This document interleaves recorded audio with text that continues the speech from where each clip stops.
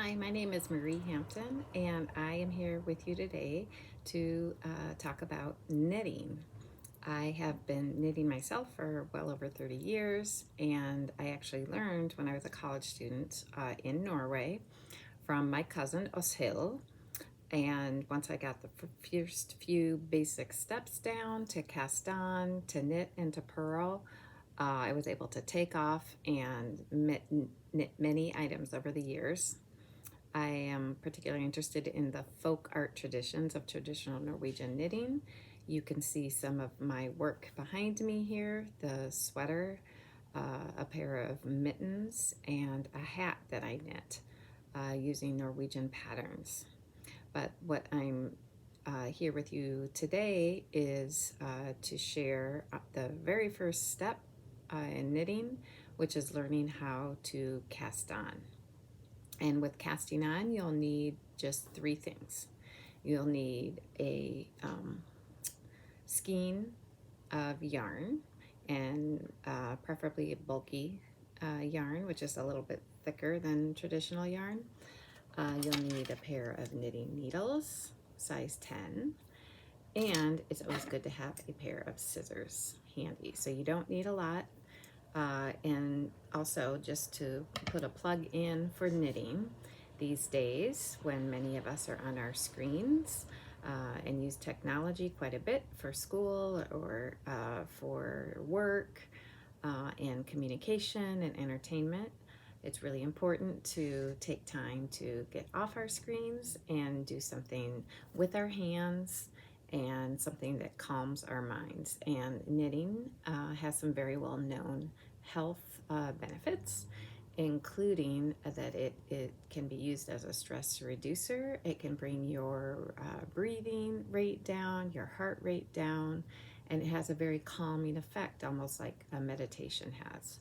So another reason beyond just creating fun pieces of work to keep for yourself or to give to others, another great benefit for learning how to knit is that it's good for your health and well-being. So I will now share a little bit about casting on. So casting on is the process of taking your yarn and getting the yarn attached to your needles so you can begin knitting. And I will walk you through that process, and you can replay this over and over again as many times as you need until you get the hang of it. It's called the long tail cast on. Hi, I wanted to go over the process of casting on so you can get started with your knitting. So take your skein of yarn, and if you have a bulky skein of yarn, this is called Woolies, and it's quite reasonable. You can get it at most Michael's or other yarn shops. You often can go to the center of and inside the skein and fish out a little ball of yarn and pull that out to get to the end. So here's my end here attached to my ball of yarn, and then keep that to my right. So just take about an arm's length. I do like this to get started with your long tail cast on. And then you're going to take the yarn and you're going to make a slip knot, and that's simply turning the yarn like this so you have a little loop, and then taking the end here, pulling that part closest to the loop and pulling it taut. So this is what we call a slip knot. Then you take your needle and you put your needle through that slip knot, and then you're going to pull on the ends to make it taut. Not super tight, enough so that it moves like this on the needle, but doesn't slip totally off.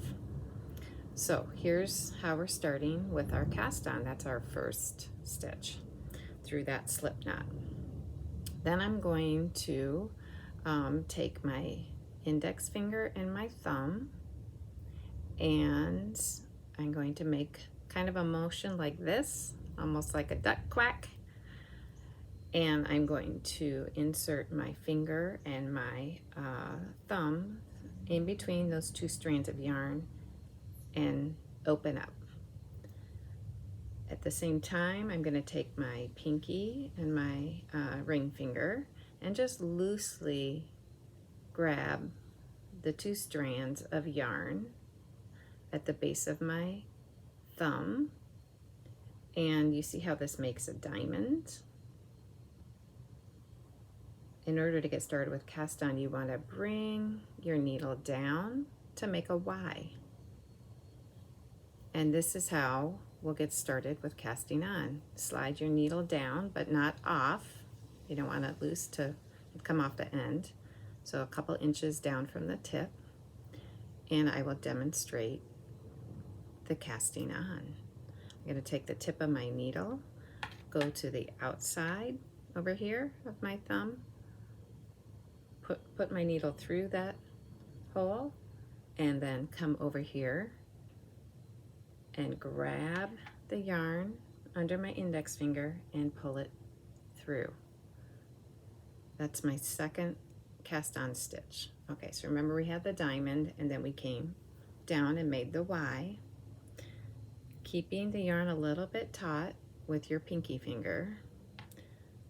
We have our Y. We're going to come out to the outside kind of our thumb and then come back around toward our base part of our index finger. Pick up that yarn there and kind of let that go to pull through for that third stitch. I'll repeat again. Got the Y, go to the outside, across to the base of the ring finger to pick up that yarn, and as I pull that through, I'm going to kind of let go of my thumb and pull it taut. So now I have 1, 2, 3, 4. One more time, outside, across to the base of the finger, pick up the yarn and pull it through. So I'm going to let go with my thumb and then pull it taut. So now I have 1, 2, 3, 4, 5. And I would just encourage you to practice this several times, maybe with a goal of getting about 12 stitches on the needle. And then with that, then I will cover the first knit stitch after you have about 12 stitches casted on your needle. Good job.